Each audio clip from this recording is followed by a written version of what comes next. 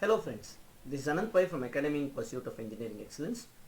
Today on request of students, I am going to do question number 20 of GATE XE 2016. This has been asked to me by Sajid. Okay, let me see what is the question.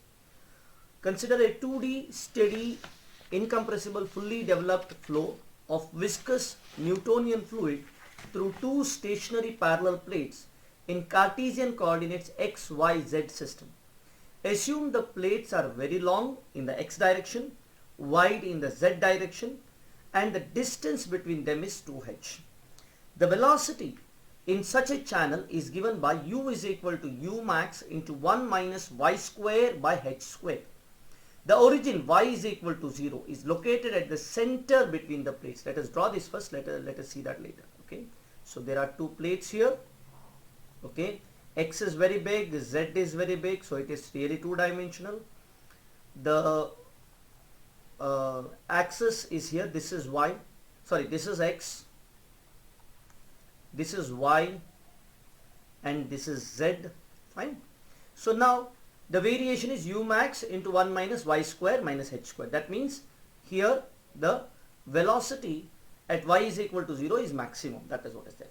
The origin y is equal to 0 is located with h is equal to 48 mm. What is h? This is h. This h is 48 mm. Okay. And u max at the center. See here it is y square. So it is a parabolic equation. Correct. So now since it is y square, here if you see the variation, here it is u max. Okay. Now what is asked is what is the value of the stream function. Okay, the streamline passes through here like this, right? These are streamlines. So stream function between h is equal to y is equal to h by 2 over here. Y is equal to h by 2. I'm sorry here, h is not this. This is not 48 mm. 48 mm is half of this. Very important to know this. If this mistake, if you do, it's a silly mistake. This silly mistake can cost you 2 marks. Although you know the answers, if you do these kind of silly mistakes, cost 2 marks. So this is 48 mm. Okay, h. This distance is 2h is given there. Okay. So h is equal to y by 2 is at 28 mm. This is what we need. So let us do the thing. First of all, we have to understand what is the relation between stream function and velocity. Velocity u is equal to dou psi by dou y. Need not worry about minus because whenever you can say v is equal to minus dou psi by dou x, or you can also put the minus here and here you can put plus. There is no problem at all. Okay. So I will take u is equal to dou psi by dou x. What does that mean? Psi is equal to integration of dou psi, right?